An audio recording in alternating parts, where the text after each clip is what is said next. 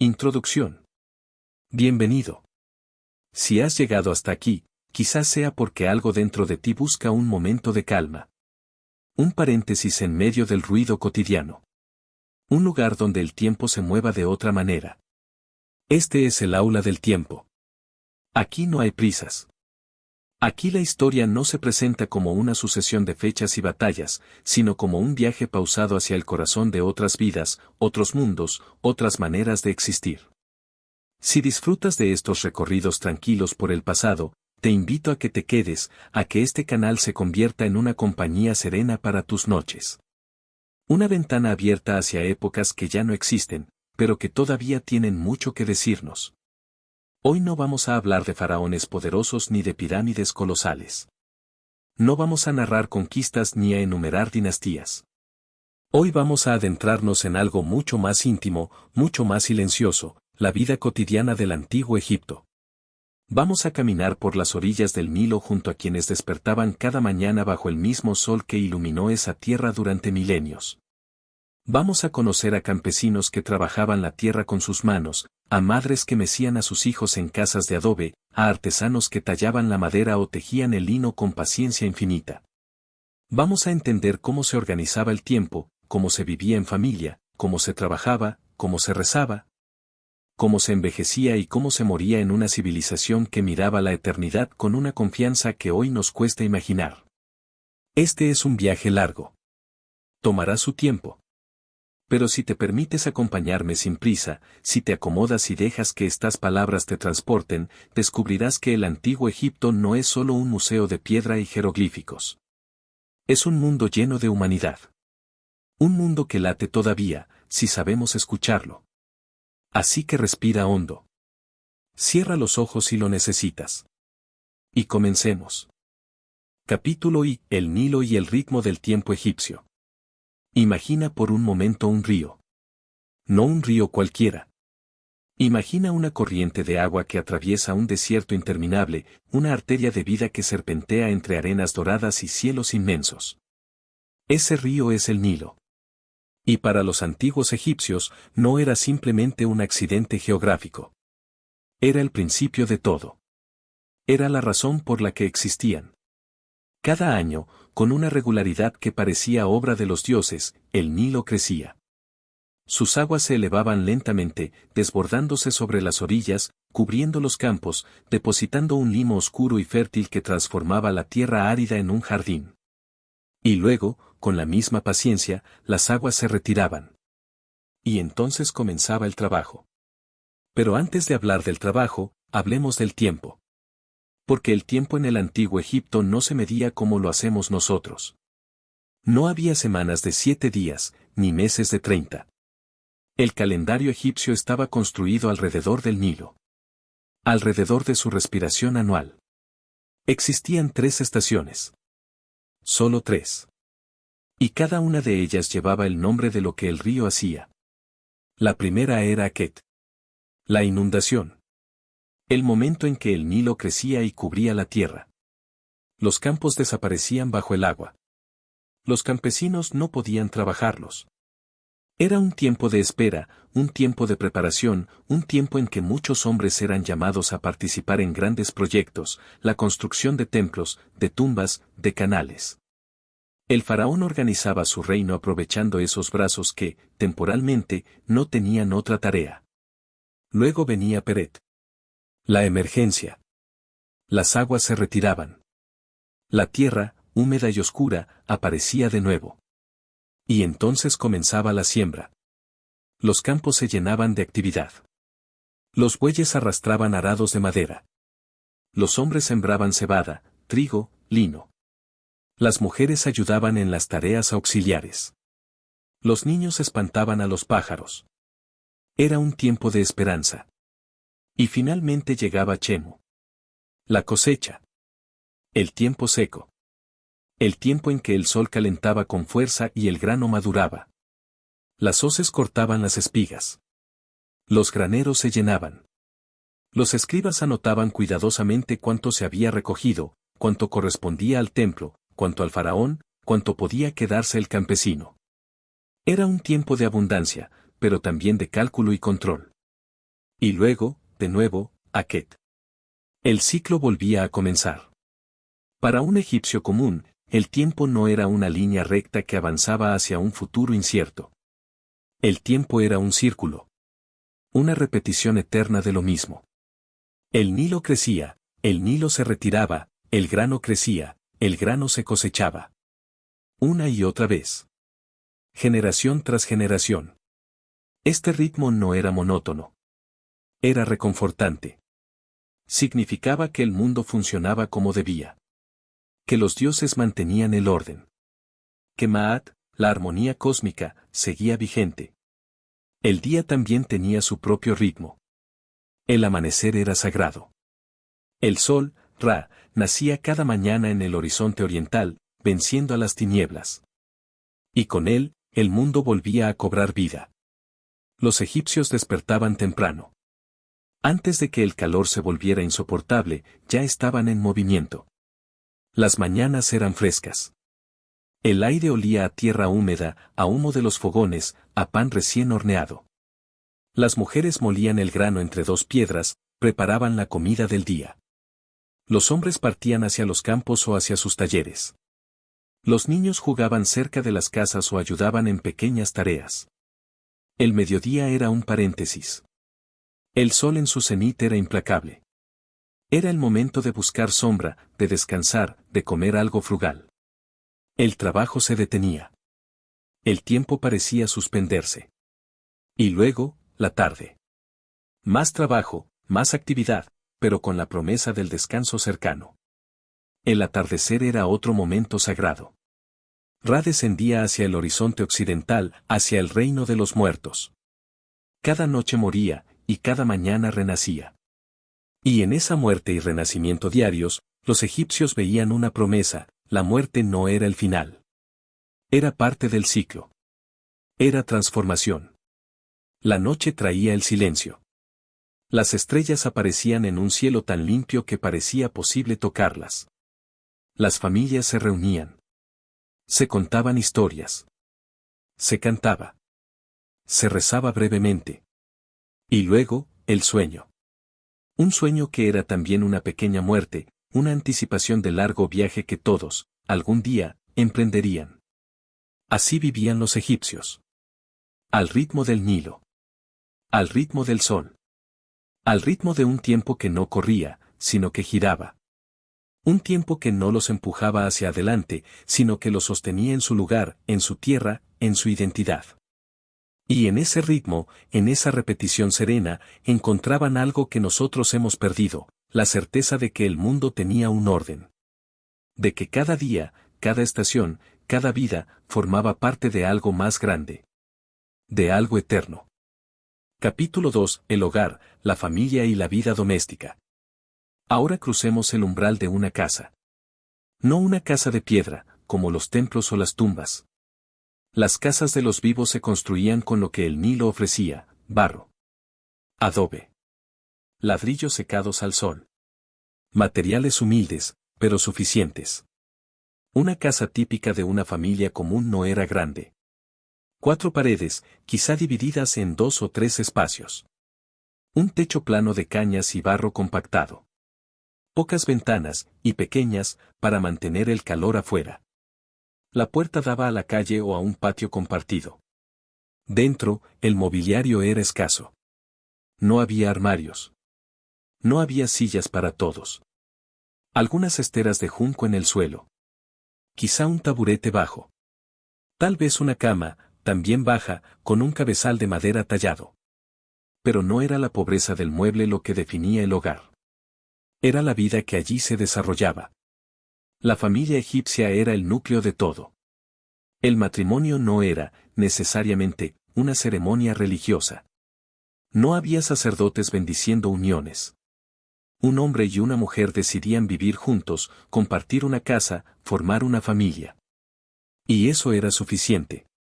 A veces había contratos, acuerdos sobre propiedades, especialmente entre familias de cierto estatus. Pero en la vida cotidiana, el matrimonio era, simplemente, la decisión de construir algo juntos. Los roles estaban definidos, pero no eran rígidos. El hombre, generalmente, era quien trabajaba fuera del hogar. El campesino en los campos. El artesano en su taller. El escriba en la administración. El pescador en el río. Su deber era proveer, proteger, mantener el orden. La mujer era la señora de la casa. Y esto no era un título menor. Ella gestionaba el hogar con una autoridad que sorprendería a muchas sociedades posteriores. Controlaba las provisiones, organizaba el trabajo doméstico, educaba a los niños pequeños, tejía, molía el grano, preparaba la comida. Y en muchos casos, también participaba en actividades económicas, vendía productos en el mercado, ayudaba en el taller familiar, gestionaba pequeñas propiedades. Las mujeres egipcias tenían derechos que otras culturas antiguas no les reconocían. Podían poseer propiedades. Podían heredar. Podían divorciarse si el matrimonio no funcionaba. Podían representarse legalmente. No eran invisibles. Y luego estaban los niños. Los niños eran la bendición más grande. La continuidad. La promesa de que el nombre de la familia seguiría vivo. De que habría alguien que cuidara a los padres en su vejez.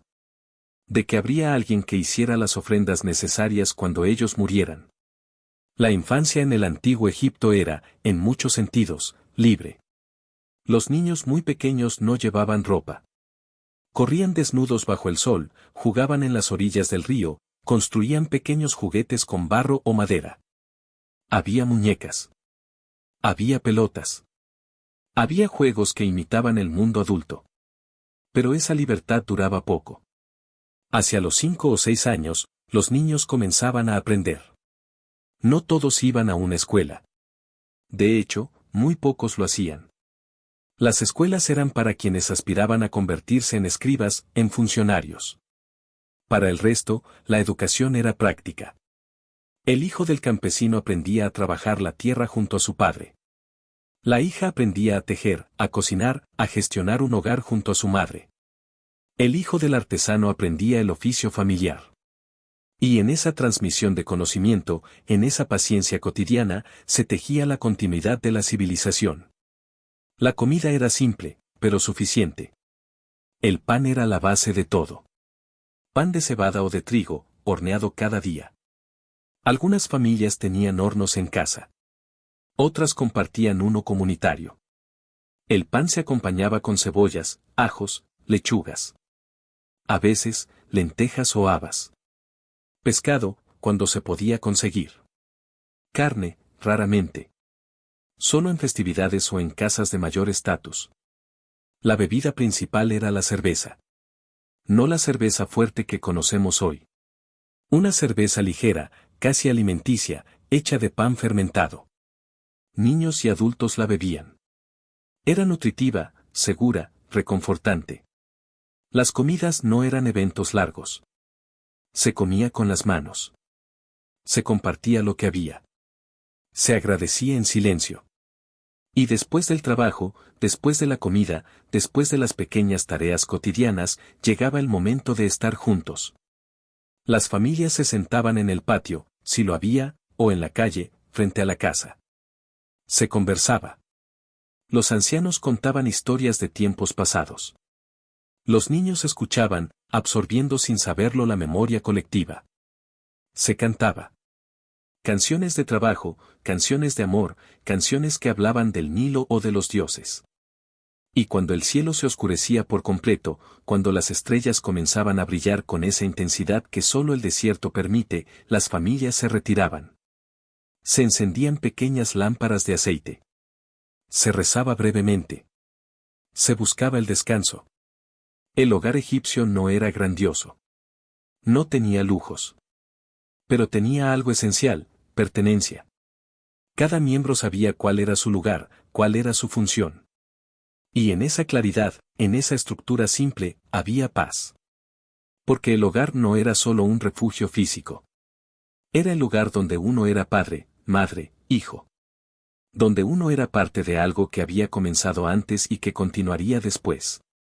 Donde la vida, en su forma más elemental y hermosa, se desplegaba día tras día. Capítulo 3: Trabajo, oficios y organización social. Ahora salgamos del hogar y caminemos hacia el mundo del trabajo.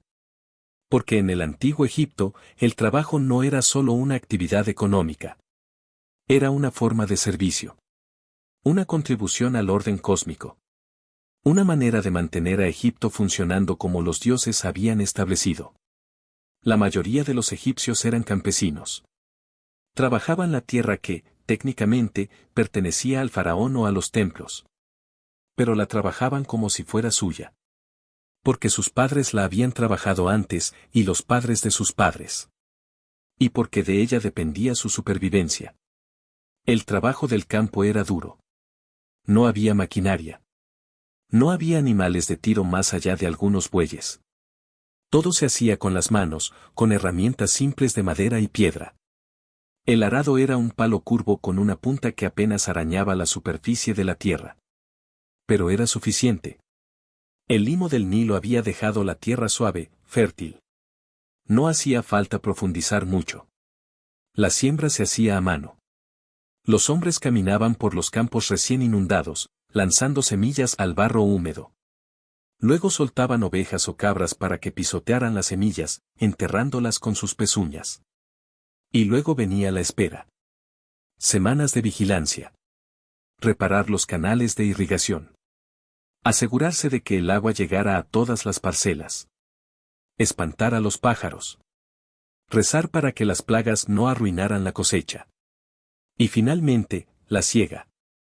Hombres y mujeres, lado a lado, cortando el grano con hoces de madera con filos de pedernal. Atando las gavillas. Transportando las alaceras. Trillándolas con bueyes. Aventándolas para separar el grano de la paja. Era un trabajo agotador. Pero había algo en el que trascendía el mero esfuerzo físico. Era el trabajo que alimentaba a Egipto.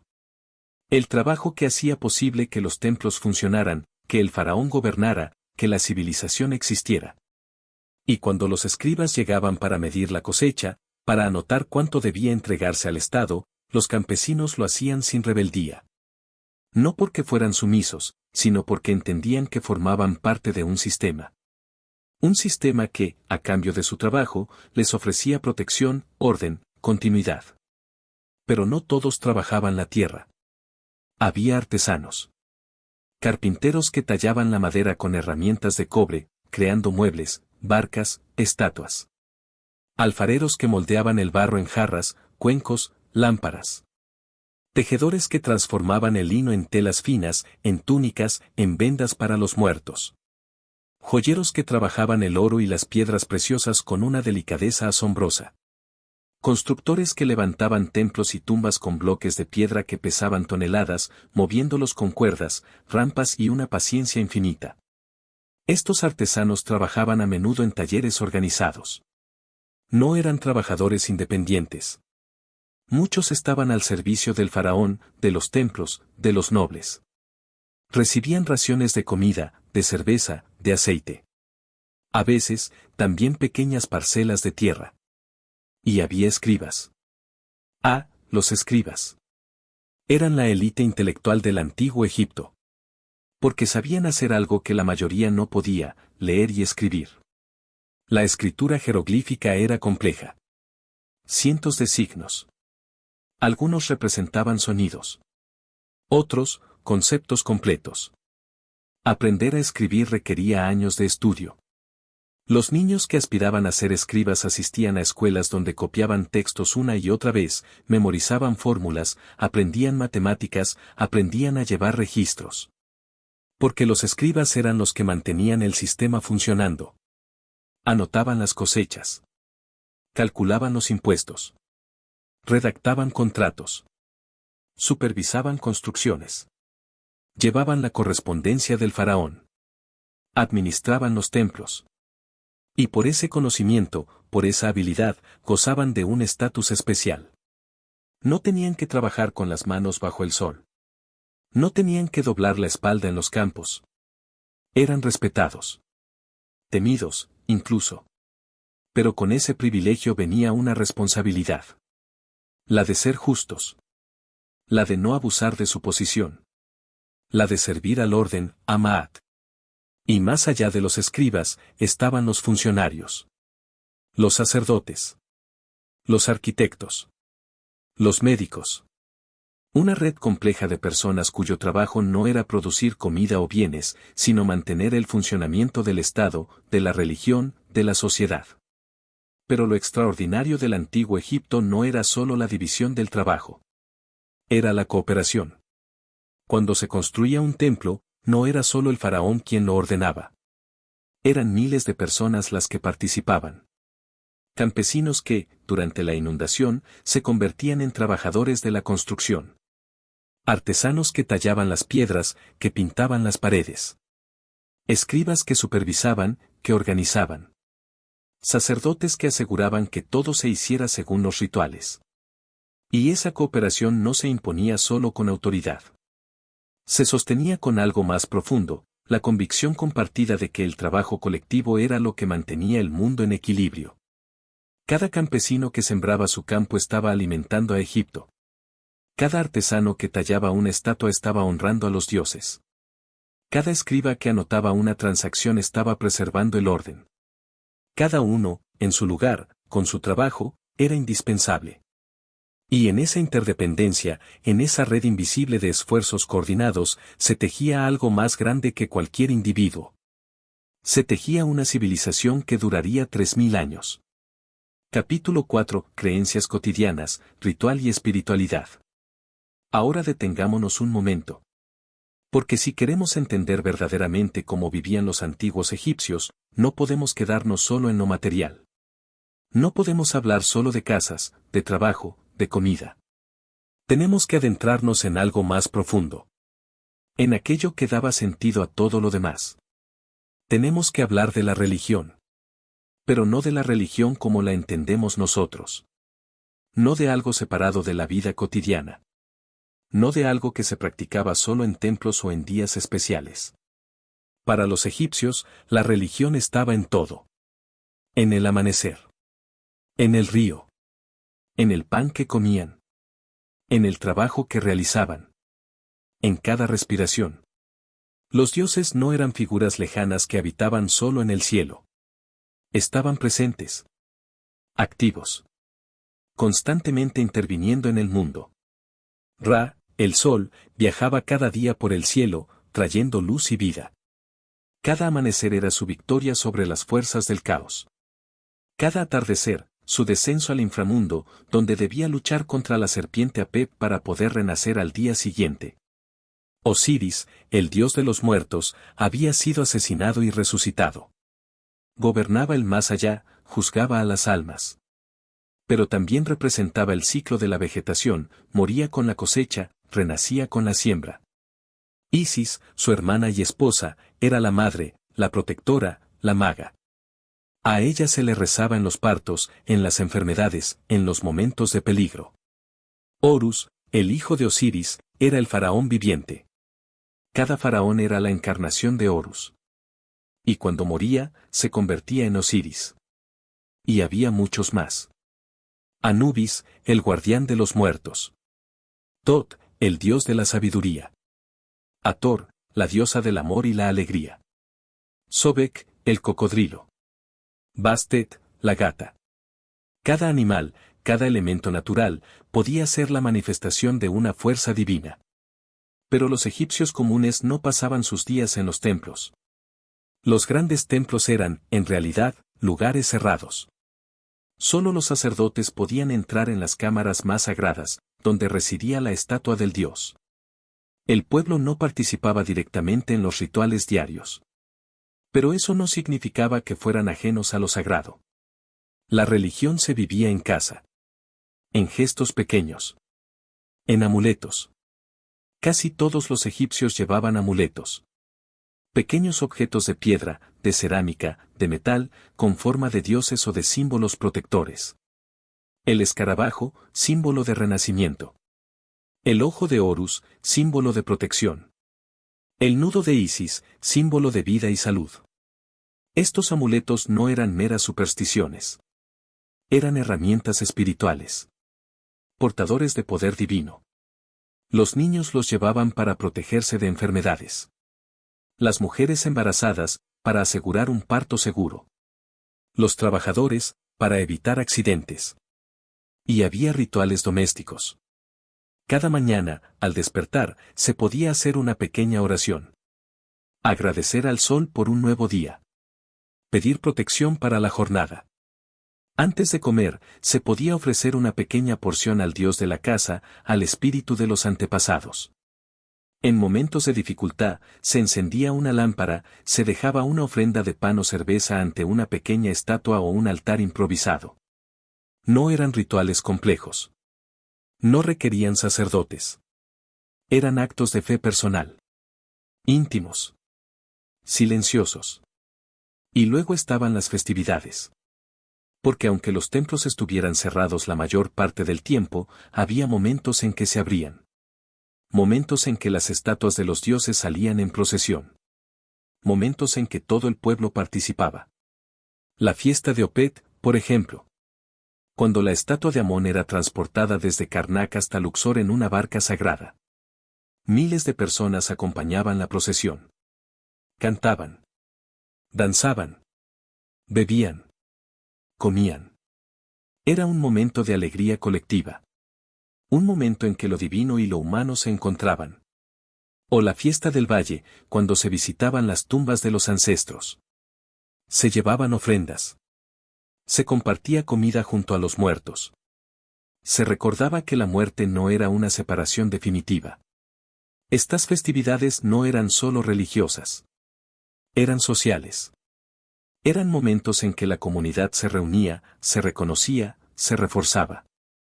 Pero más allá de los rituales, de los amuletos, de las festividades, había algo central en la espiritualidad egipcia.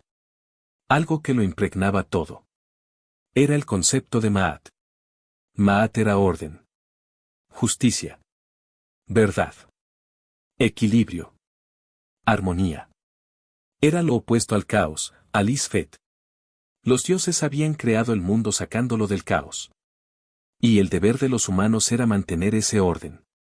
No destruirlo. No perturbarlo. Vivir según Ma'at significaba ser honesto. Ser justo. Respetar a los demás. Cumplir con las propias obligaciones. No robar. No mentir. No causar sufrimiento innecesario.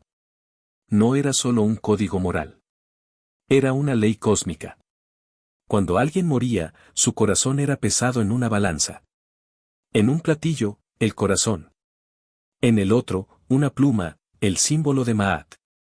Si el corazón era más ligero que la pluma, si la persona había vivido según Ma'at, podía acceder al más allá. Si no, el corazón era devorado. Y eso era el fin. Esta creencia no era abstracta. Influía en la vida cotidiana. En las decisiones pequeñas y grandes. ¿Debía engañar a mi vecino? No, porque eso era Isfet. ¿Debía cumplir mi palabra? Sí, porque eso era Ma'at. ¿Debía ayudar a quien lo necesitaba? Sí, porque eso mantenía el equilibrio. Y así, sin que hubiera policías en cada esquina, sin que hubiera leyes escritas para cada situación, la sociedad egipcia funcionaba. Porque la mayoría de las personas creía, genuinamente, que vivir bien no era solo conveniente. Era necesario. Era cósmico. La espiritualidad egipcia no era algo que se ponía y se quitaba. No era algo que se practicaba solo en momentos especiales. Era el aire que respiraban. El marco dentro del cual entendían el mundo. Y en esa cosmovisión, en esa certeza de que lo divino estaba presente, de que el universo tenía un orden, de que cada acción importaba, encontraban algo que nosotros, en nuestra época secular, a veces echamos de menos. Encontraban significado. Capítulo V. Envejecer, morir y ser recordado. Y ahora llega el momento de hablar de lo inevitable.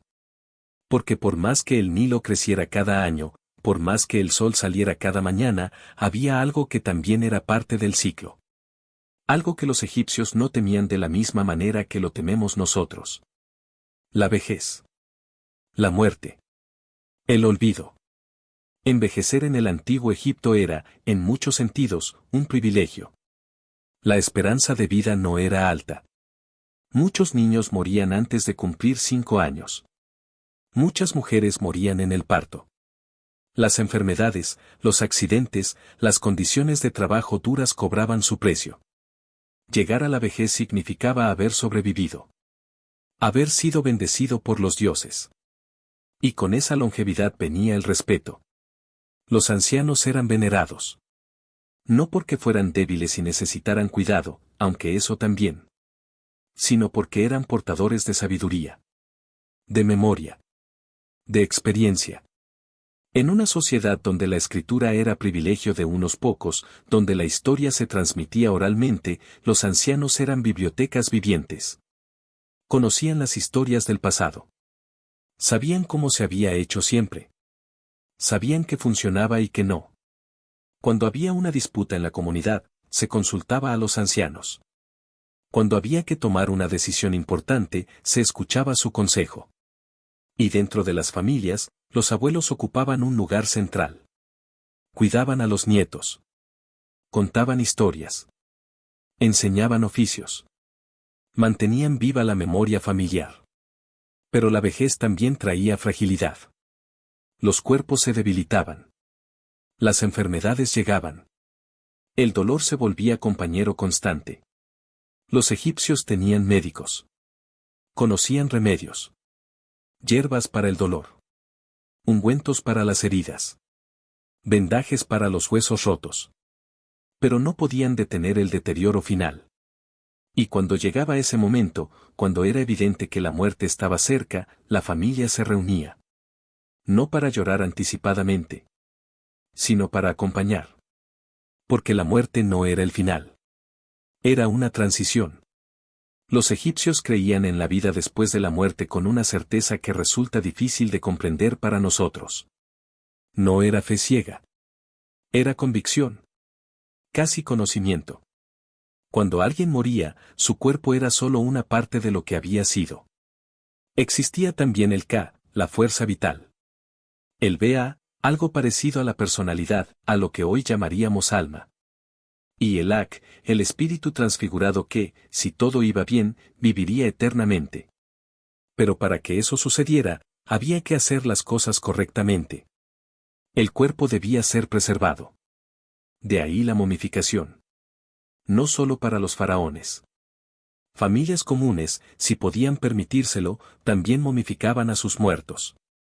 O al menos intentaban preservarlos lo mejor posible. Porque el cuerpo era necesario. Era el ancla del Ka. El cuerpo se lavaba.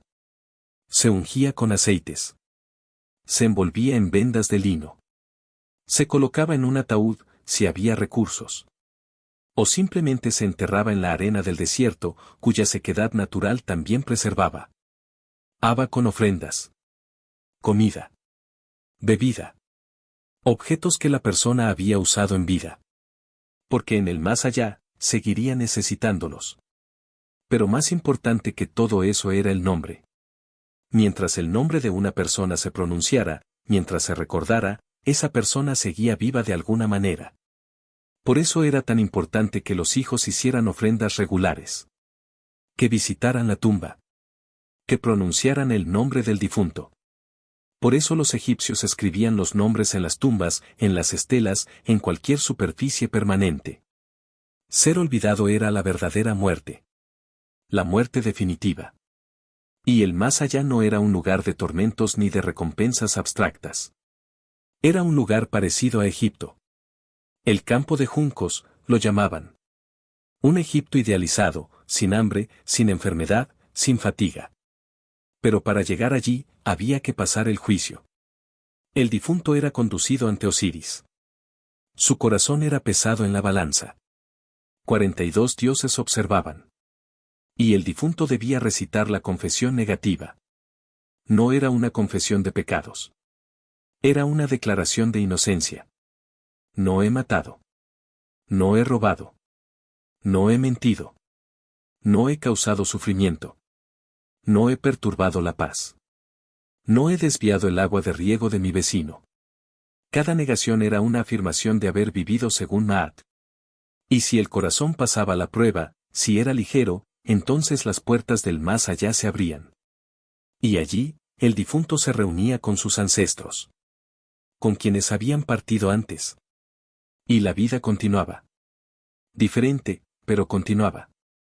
Esta visión de la muerte transformaba la manera de vivir. No había angustia existencial. No había desesperación ante lo inevitable. Había preparación. Muchos egipcios, especialmente los de cierto estatus, comenzaban a preparar su tumba desde jóvenes. No porque fueran morbosos, sino porque querían asegurarse de que todo estuviera listo. Y cuando finalmente llegaba la muerte, cuando el cuerpo dejaba de respirar, el llanto era real. El dolor era genuino. Pero no era desesperación. Había rituales de duelo. Las mujeres se soltaban el cabello. Se cubrían de polvo. Lloraban públicamente. Los hombres también mostraban su dolor, aunque más contenidos. Pero ese duelo no duraba para siempre. Porque el difunto no se había ido completamente. Seguía presente. En la memoria. En las ofrendas. En el nombre que se pronunciaba. Y la vida seguía. Los campos volvían a necesitar siembra. Los niños volvían a jugar. El Nilo volvía a crecer. Porque esa era la gran lección del antiguo Egipto. La vida y la muerte no eran opuestos irreconciliables. Eran parte del mismo ciclo. Como el día y la noche. Como la inundación y la sequía. Todo moría. Y todo renacía. El grano se sembraba. Moría en la tierra. Y luego brotaba de nuevo. El sol se hundía en el horizonte. Moría cada noche. Y renacía cada mañana. Los humanos morían. Pero si habían vivido bien, si habían mantenido Maat, si eran recordados, entonces también renacían. En el más allá. En la memoria de los vivos. En el nombre que seguía siendo pronunciado. Y así, generación tras generación, los egipcios construyeron una civilización que no temía a la muerte. Que la integraba. Que la convertía en parte de la eternidad. Y esa eternidad no era algo lejano. No era algo que solo los dioses o los faraones podían alcanzar. Era algo al alcance de cualquiera que viviera con honestidad. Con justicia. Con amor. Cualquiera que cuidara de su familia. Que cumpliera con su trabajo. Que mantuviera el equilibrio. Cualquiera cuyo nombre fuera recordado con cariño. Esa persona, por humilde que fuera su vida, alcanzaba la eternidad. Y quizá eso sea lo más hermoso que podemos aprender del antiguo Egipto. Que la grandeza no está solo en las pirámides. No está solo en las tumbas de los faraones. Está en cada vida vivida con dignidad. En cada gesto de bondad. En cada acto que mantiene el orden del mundo. Está en el campesino que siembra su campo. En la madre que cuida a su hijo. En el artesano que talla la madera con paciencia. Está en ti. En mí. En todos nosotros. Porque aunque miles de años nos separen del antiguo Egipto, aunque sus dioses ya no se adoren, aunque sus templos estén en ruinas, algo de ellos permanece. Permanece en la idea de que cada vida importa. De que cada acción tiene consecuencias. De que el mundo necesita orden, y que ese orden depende de nosotros. Permanece en la certeza de que morir no es desaparecer, siempre que seamos recordados. Siempre que dejemos algo bueno detrás. Y permanece en el anhelo, tan antiguo y tan universal, de trascender. De ser parte de algo más grande. De algo eterno. Capítulo B. Los oficios sagrados, médicos, sacerdotes y guardianes del conocimiento. Continuemos nuestro recorrido adentrándonos ahora en aquellos oficios que rozaban lo sagrado. Porque en el antiguo Egipto había personas cuya labor no era simplemente producir o administrar, sino mediar entre lo visible y lo invisible. Entre la vida y la muerte. Entre el cuerpo y el espíritu. Hablemos primero de los médicos. La medicina egipcia era una mezcla extraordinaria de observación práctica y creencia religiosa. Y no podía ser de otra manera. Porque para los egipcios, la enfermedad no era solo un mal funcionamiento del cuerpo. Era también, a menudo, el resultado de fuerzas espirituales. De maldiciones. De espíritus malignos. De un desequilibrio en Maat. Los médicos egipcios eran, en muchos casos, también sacerdotes. Sacerdotes de Sekhmet, la diosa leona asociada tanto con la enfermedad como con la curación. O sacerdotes de otros dioses sanadores. Pero no se limitaban a rezar. Conocían el cuerpo humano con una precisión sorprendente para su época. La práctica de la momificación les había enseñado anatomía. Sabían dónde estaba el corazón, los pulmones, el hígado, los intestinos. Sabían que el corazón era central, aunque no entendían completamente su función. Creían que era el centro del pensamiento y las emociones, no el cerebro.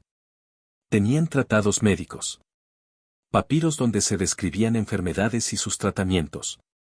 El papiro Edwin Smith, por ejemplo, es un texto extraordinario. Describe 48 casos de traumatismos y heridas. Fracturas de cráneo. Dislocaciones. Heridas en el pecho. Y para cada caso, ofrece un diagnóstico y un tratamiento. Algunos casos se consideraban tratables. Otros, inciertos. Y otros, imposibles. Los médicos sabían cuándo podían ayudar y cuándo no. Los tratamientos eran variados. Para las heridas, limpieza con agua y sal. Vendajes de lino limpio, a veces empapados en aceites o resinas con propiedades antibacterianas, aunque ellos no conocieran ese término. Para las fracturas, entablillados cuidadosos. Para las infecciones, ungüentos hechos con miel, que efectivamente tiene propiedades antimicrobianas. Para el dolor, opio. Para la fiebre, corteza de sauce, que contiene salicilatos, el componente activo de la aspirina moderna. Y también había tratamientos que hoy nos parecen extraños. Amuletos que se colocaban sobre la parte enferma. Encantamientos que se recitaban mientras se aplicaba el remedio. Ofrendas a los dioses. Pero esta combinación de lo práctico y lo mágico no era contradicción para ellos. Era coherencia. El cuerpo y el espíritu estaban unidos. Sanar uno sin atender al otro era incompleto. Los médicos cobraban por sus servicios, aunque no siempre en dinero. A veces en especie. Grano. Cerveza. Aceite. Y los buenos médicos eran muy valorados. Algunos alcanzaban fama tal que eran llamados a cortes extranjeras. Se sabe de médicos egipcios que sirvieron a reyes de otras tierras. Pero no todos los que sanaban eran médicos formales. Estaban también las parteras. Mujeres cuyo conocimiento se transmitía de generación en generación. Ellas asistían los partos. Conocían hierbas que aliviaban el dolor. Posiciones que facilitaban el nacimiento. Masajes.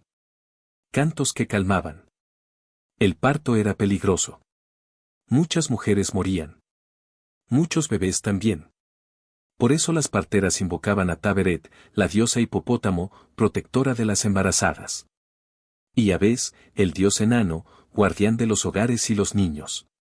Y cuando el bebé finalmente nacía, cuando el llanto llenaba la casa, la partera cortaba el cordón, lavaba al niño, lo envolvía. Y la familia respiraba aliviada.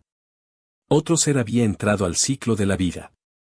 Luego estaban los sacerdotes. No todos los sacerdotes eran iguales. Había jerarquías. Había especializaciones. Los sacerdotes superiores, los que servían directamente en los grandes templos, llevaban vidas de pureza ritual.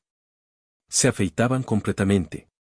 Cabeza, cejas, cuerpo. Se lavaban varias veces al día. Vestían solo lino blanco, nunca lana, porque la lana venía de animales y era considerada impura. No comían ciertos alimentos. Pescado, cerdo, dependiendo del templo. Su día comenzaba antes del alba. Debían despertar a la estatua del dios. Literalmente. Porque la estatua, en la que residía la esencia divina, dormía durante la noche. El sacerdote entraba al santuario más interno, el lugar más sagrado del templo. Rompía el sello de arcilla que cerraba las puertas. Encendía antorchas. Y luego, con reverencia, descorría el velo que cubría la estatua. Despierta en paz, gran Dios. Tu despertar es en paz. Luego la estatua era lavada. Ungida con aceites fragantes. Vestida con telas limpias. Adornada con joyas. Y se le presentaban ofrendas. Pan. Cerveza. Carne. Frutas. Flores. La comida no era consumida por el dios, por supuesto. Después del ritual, era redistribuida. Los sacerdotes comían parte. Otra parte se daba a los trabajadores del templo. Era un sistema económico además de religioso. Y este ritual se repetía 3 veces al día. Al amanecer. Al mediodía. Al atardecer. Entre rituales, los sacerdotes tenían otras tareas. Administrar las tierras del templo. Supervisar los talleres. Enseñar a los jóvenes que aspiraban al sacerdocio. Copiar textos sagrados. Porque los templos también eran centros de conocimiento. Las bibliotecas de los templos guardaban textos antiguos. Himnos. Rituales. Textos astronómicos. Matemáticos. Los sacerdotes eran los custodios de ese saber. Y había sacerdotes especializados en la observación del cielo. Los astrónomos egipcios no eran científicos en el sentido moderno, pero eran observadores meticulosos. Conocían los movimientos de las estrellas. Sabían que ciertas constelaciones aparecían en ciertas épocas del año. Que la estrella Sirio, Sopdet para ellos, aparecía en el horizonte justo antes de la inundación del Nilo. Ese era el marcador del año nuevo. Crearon calendarios. El calendario civil de 365 días, dividido en 12 meses de 30 días, más 5 días adicionales. No era perfecto, pero funcionaba. Y también creían que los astros influían en la vida humana. Que el día del nacimiento de una persona determinaba parte de su destino. Era una forma temprana de astrología. Luego estaban los sacerdotes funerarios. Los embalsamadores eran técnicos, pero también sacerdotes. Porque transformar un cuerpo en una momia no era solo un proceso físico. Era un acto sagrado. El proceso duraba 70 días. Tiempo durante el cual la familia guardaba luto. Primero se extraían los órganos internos. El cerebro, a través de la nariz, con ganchos. El hígado, los pulmones, el estómago, los intestinos, a través de una incisión en el costado. Cada órgano se preservaba en vasos especiales, los vasos canopos, bajo la protección de dioses específicos. El corazón se dejaba en su lugar. Era necesario para el juicio en el más allá. El cuerpo se cubría con natrón, una sal natural que lo deshidrataba. Se dejaba así durante 40 días. Luego se lavaba. Se ungía con aceites y resinas. Se envolvía en cientos de metros de vendas de lino. Entre las vendas se colocaban amuletos. Cada amuleto tenía su función. Protección. Renacimiento. Fuerza. Y durante todo el proceso, se recitaban encantamientos. Textos del libro de los muertos. Fórmulas que ayudarían al difunto en su viaje. Porque la momificación no era solo preservación. Era transformación. El cuerpo mortal se convertía en un cuerpo apto para la eternidad. Y cuando finalmente el cuerpo era colocado en su tumba, cuando se realizaba la ceremonia de apertura de la boca, cuando se pronunciaban las últimas palabras, el sacerdote sabía que había cumplido. Que había dado a esa persona la oportunidad de vivir para siempre. Todos estos oficios, médicos, sacerdotes, astrónomos, embalsamadores, tenían algo en común. No eran solo trabajos. Eran vocaciones. Servicios sagrados. Requerían años de formación. Requerían pureza. Requerían dedicación. Pero a cambio, otorgaban algo invaluable. La certeza de que el propio trabajo mantenía el orden del mundo.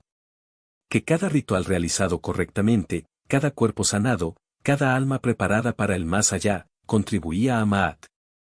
Y en una civilización donde lo divino y lo humano estaban entrelazados, donde cada acto cotidiano tenía resonancia cósmica, estos oficios no eran periféricos.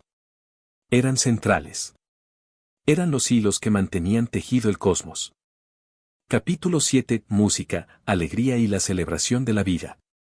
Pero no todo en el antiguo Egipto era solemnidad. No todo era trabajo bajo el sol o ritual en penumbra. Había también alegría. Había música. Había danza. Había celebración. Porque los egipcios, a pesar de su profunda conexión con la muerte y el más allá, amaban la vida. La celebraban. La disfrutaban con una intensidad que a veces olvidamos. La música era omnipresente. En los campos, los campesinos cantaban mientras trabajaban. Canciones rítmicas que ayudaban a coordinar el esfuerzo colectivo. Al cegar el grano, al trillar, al remar en las barcas que transportaban la cosecha. La inundación trae el limo trae el grano trae la vida. Remamos, remamos, el Nilo nos lleva. No eran composiciones complejas. Eran melodías simples, repetitivas, funcionales. Pero tenían su belleza. La belleza de lo útil. De lo compartido. En las casas, por la noche, se cantaba también. Canciones de amor. Canciones que hablaban del deseo, de la belleza del ser amado, de la alegría del encuentro. Mi corazón se eleva cuando te veo. Eres más dulce que la miel, más hermosa que el cielo al amanecer. Los poemas de amor egipcios que han sobrevivido son sorprendentemente directos. Sensuales. Llenos de metáforas tomadas de la naturaleza. El amado es comparado con un jardín. Con un árbol frutado. Con el agua fresca en el desierto. Y no solo los hombres escribían poemas. También las mujeres.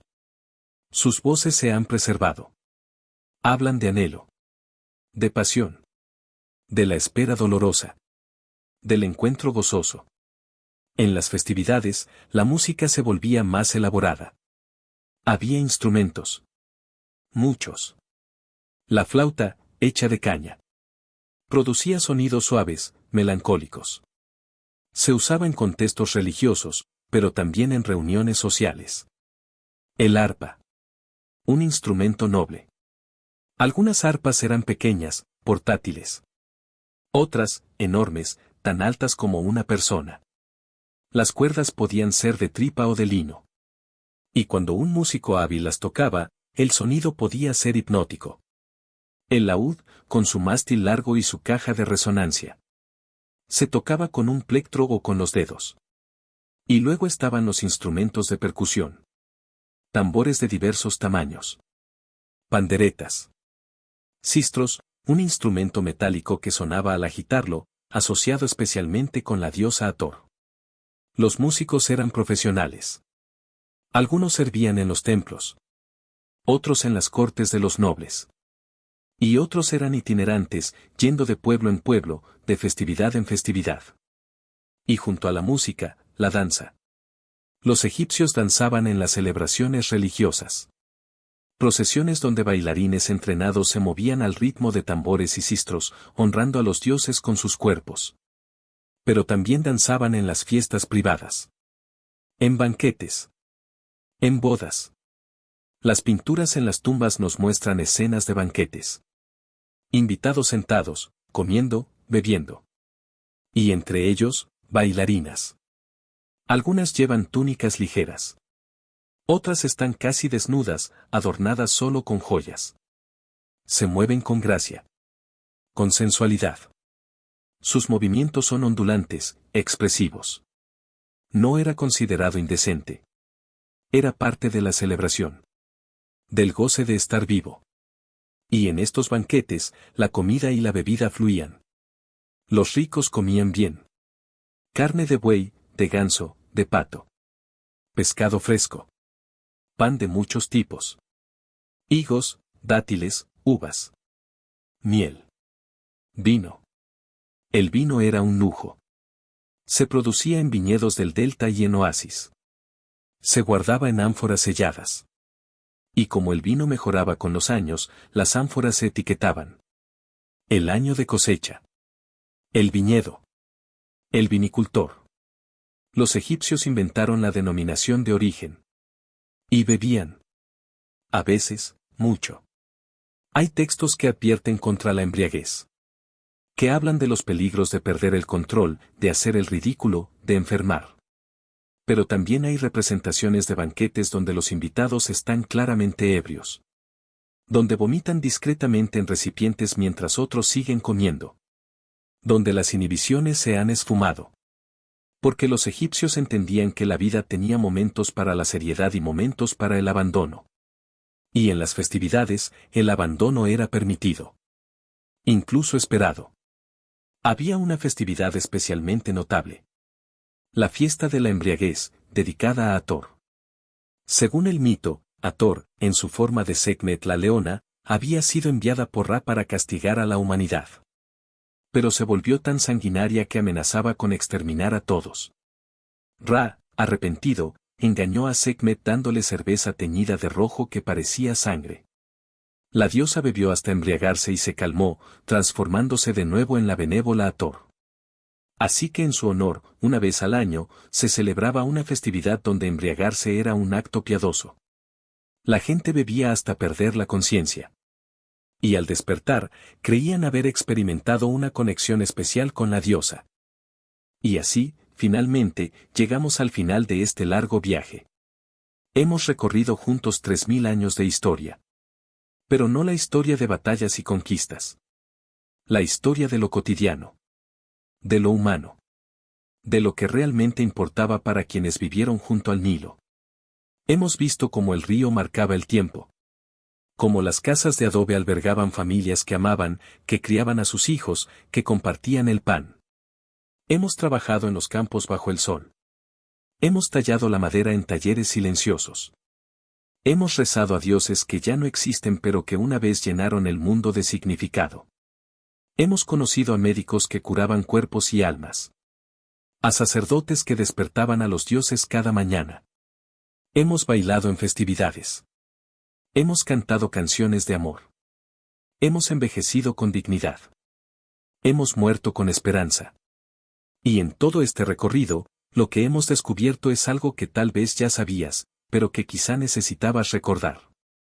Que las personas del pasado no eran tan diferentes a nosotros. Querían las mismas cosas. Seguridad para sus familias. Comida en la mesa. Un techo sobre la cabeza. Amor. Respeto. Sentido. La certeza de que sus vidas importaban. La esperanza de que algo de ellos perduraría. Y encontraron maneras de conseguirlo. Maneras que funcionaron durante un tiempo tan largo que nuestra imaginación apenas puede abarcarlo. No tenían tecnología. No tenían la ciencia que tenemos nosotros. No tenían comodidades modernas. Pero tenían algo que a veces nos falta. Tenían un sentido profundo de pertenencia. Pertenencia a la tierra. Al río. A la familia. A la comunidad. Al cosmos. Tenían claridad sobre lo que era importante. Sobre lo que merecía esfuerzo. Sobre lo que daba significado. Tenían paciencia. La paciencia de quien sabe que el tiempo es cíclico. Que lo que se siembra hoy se cosecha mañana. Que el trabajo de una generación sostiene a la siguiente. Y tenían esperanza. Una esperanza radical en que la muerte no era el final. En que el amor perduraba. En que el orden prevalecería sobre el caos. No podemos volver a ser egipcios. No podemos recuperar su mundo. Está perdido en el tiempo, enterrado bajo milenios de arena y de cambio. Pero podemos aprender de ellos. Podemos recordar que la vida cotidiana, la vida simple, tiene belleza. Que no necesitamos hazañas extraordinarias para que nuestras vidas tengan valor. Podemos recordar que el trabajo honesto, hecho con cuidado, es digno. Que cada tarea, por humilde que sea, contribuye al orden del mundo.